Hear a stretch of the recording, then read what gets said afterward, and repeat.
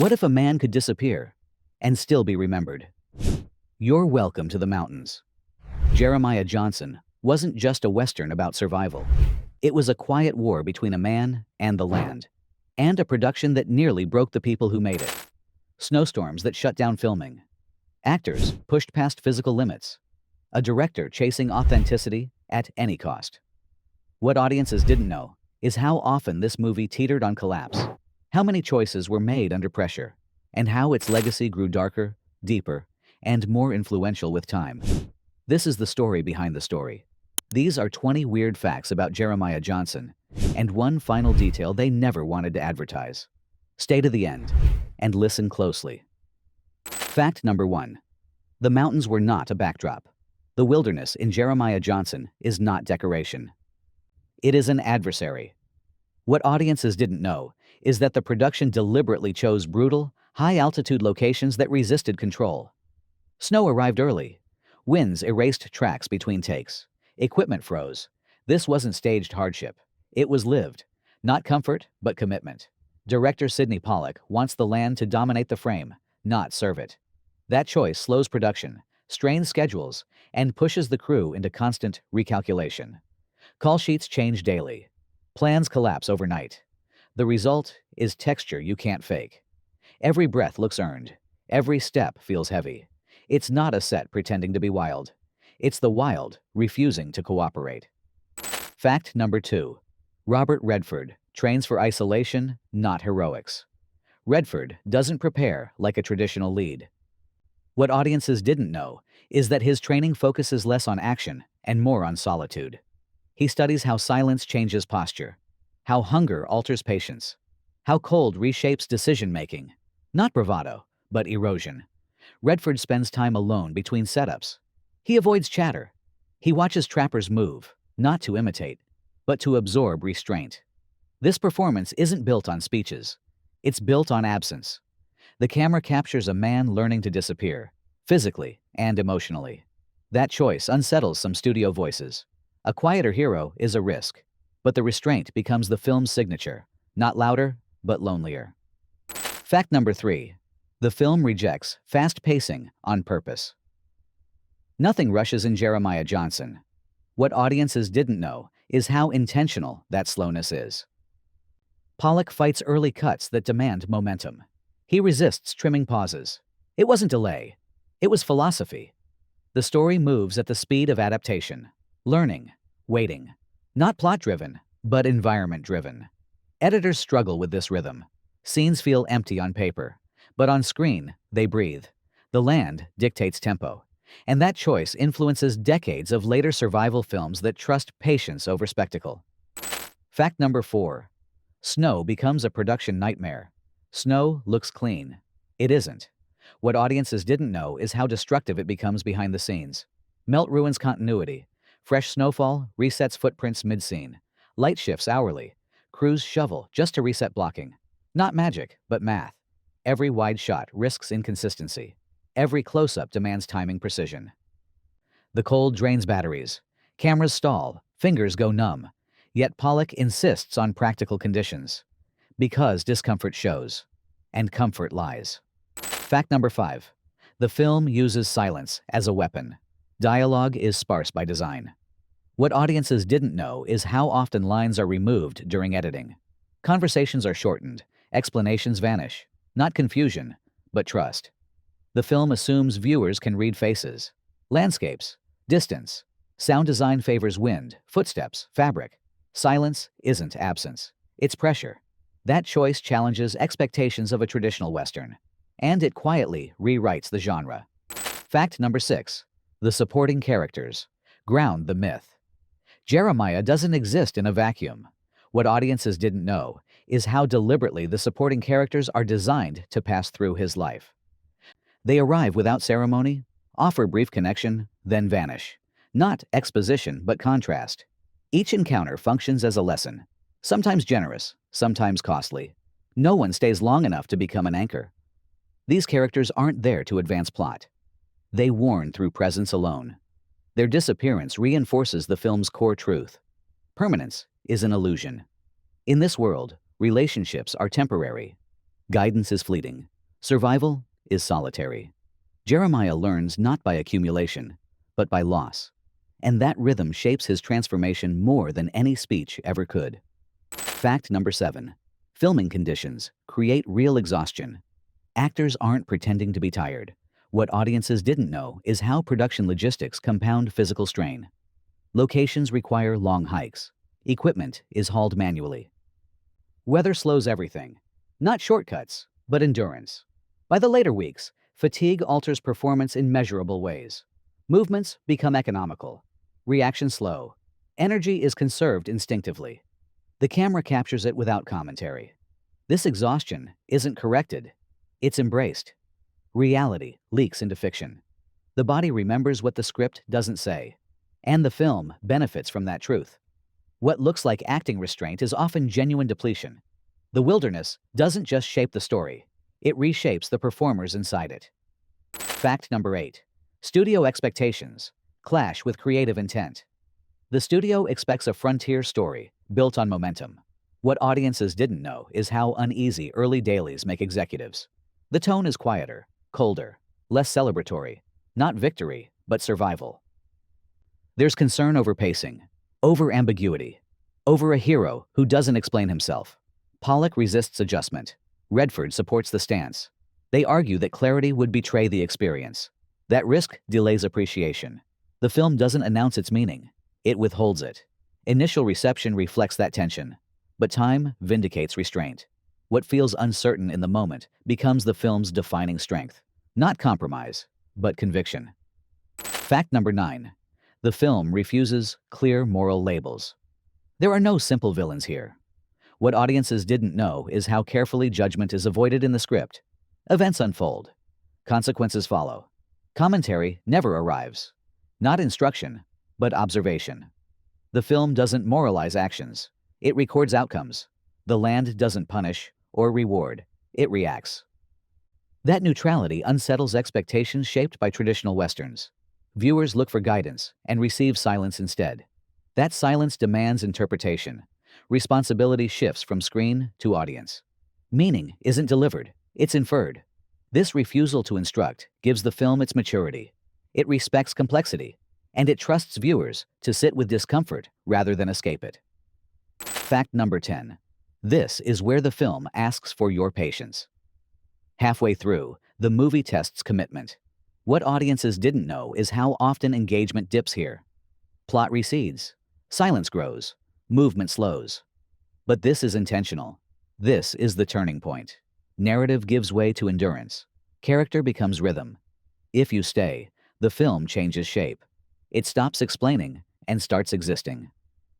This is where patience becomes participation. And if you've made it this far, go ahead and like and subscribe. Because films like this don't reward speed. They reward attention. Endurance becomes identity. Not spectacle, but presence. And if you're still here, go ahead and like and subscribe. Because films like this don't shout. They wait for listeners. Fact number 11. Practical effects replace illusion. Nothing flashy. Nothing exaggerated. What audiences didn't know is how many moments rely on minimal, in-camera solutions. Not spectacle, but believability. This restraint ages well. The film doesn't date itself with gimmicks. It remains grounded, literal, heavy. Fact number 12. Costumes are designed to deteriorate. Clothing tells time. What audiences didn't know is that wardrobe tracks wear intentionally. Fabric frays. Colors fade. Repairs show. Not continuity errors, but narrative markers. Jeremiah's transformation is stitched, not spoken. Fact number 13. The film redefines masculinity. Strength here isn't dominance. What audiences didn't know is how radical this portrayal becomes. Jeremiah survives not by overpowering his environment, but by reading it. He listens. He adjusts. He yields when resistance would mean failure. Not conquest, but coexistence. This rejection of bravado quietly reshapes the screen image of masculine endurance. There are no speeches asserting control. No triumphs framed as proof. Survival itself becomes competence. Later cinematic loners echo this model. Men defined by restraint, patience, and adaptation rather than force. Power here is not taken. It is earned slowly, and sometimes It's borrowed from the land itself. Fact number 14. The ending resists closure. There is no victory lap. What audiences didn't know is how much pressure exists to resolve the story cleanly. Studios prefer completion. Pollock refuses it. The ending withholds explanation and denies reward. There is no statement of meaning, no emotional punctuation, not answers, but acceptance. The final images don't summarize Jeremiah's journey. They acknowledge its continuation. Survival doesn't conclude, it persists. That restraint unsettles expectations shaped by traditional Western finales. Instead of triumph, the film offers equilibrium, not resolution, but endurance, and that choice lingers longer than certainty ever could. Fact number 15. The film grows darker with time. Initial reception is muted. What audiences didn't know is how the film's weight increases with changing cultural perspective. What once felt contemplative now feels foreboding. Isolation carries different meaning. Survival feels heavier. Loneliness registers as cost, not romance. The film doesn't change, but the world does. Viewed decades later, its silences feel more loaded. Its patience feels more severe. What once read as calm now reads as warning. The story deepens, not through revision, but through context. Time sharpens its edges, and the film endures because it allows that transformation without resistance. Fact number 16. Nature is never romanticized. Beauty exists, but it's indifferent. What audiences didn't know is how deliberately the camera favors scale over intimacy. Wide frames dwarf human figures. Landscapes dominate composition. Not comfort, but proportion. The land isn't hostile, but it isn't forgiving either. It doesn't react. It doesn't care. Human presence feels temporary, fragile, almost accidental. This perspective separates Jeremiah Johnson from myth-making westerns that frame nature as destiny or reward. Here, nature is simply present, and that honesty strips away fantasy. What remains is reality, vast, unmoved, and unconcerned with human ambition. Fact number 17.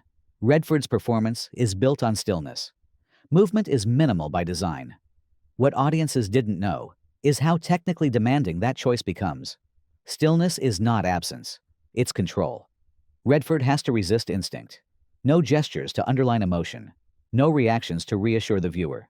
Every pause is deliberate. Every breath becomes performance.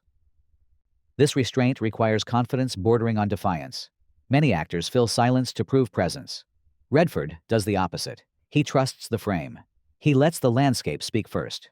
The result is not passivity, but tension held in suspension. The audience leans forward, searching for cues that never arrive. That discomfort is intentional. Not acting outward, but inward. The character doesn't explain himself because the actor doesn't either. What remains is hypnotic restraint. A man revealed not by what he does, but by what he refuses to do. Fact number 18. The film influences quiet cinema. Its legacy doesn't announce itself. What audiences didn't know is how often filmmakers reference Jeremiah Johnson in private conversations, not for plot mechanics, but for tone, for restraint, for the courage to let scenes breathe. This film teaches patience as craft. It proves that tension doesn't require escalation. That meaning can emerge from duration, not dialogue.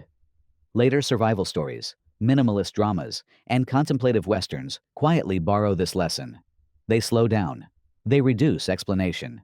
They trust the viewer to stay. Not inspiration through imitation, but through permission. Jeremiah Johnson gives filmmakers approval to resist noise. Its influence isn't loud. It's structural. You feel it in long takes, in unhurried pacing, in films that refuse to hurry toward meaning. Not spectacle, but endurance. And that influence continues to ripple, unseen but undeniable. Fact number 19.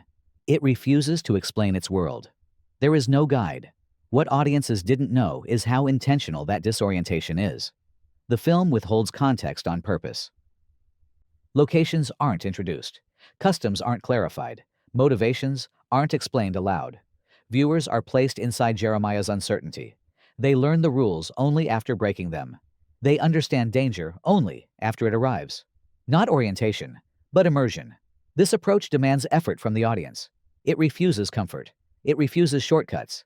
And that choice reshapes engagement. You stop watching from a distance. You participate, you observe, you infer. The world doesn't bend toward the viewer. The viewer adapts to it. That realism deepens impact. The land feels indifferent. The culture feels vast.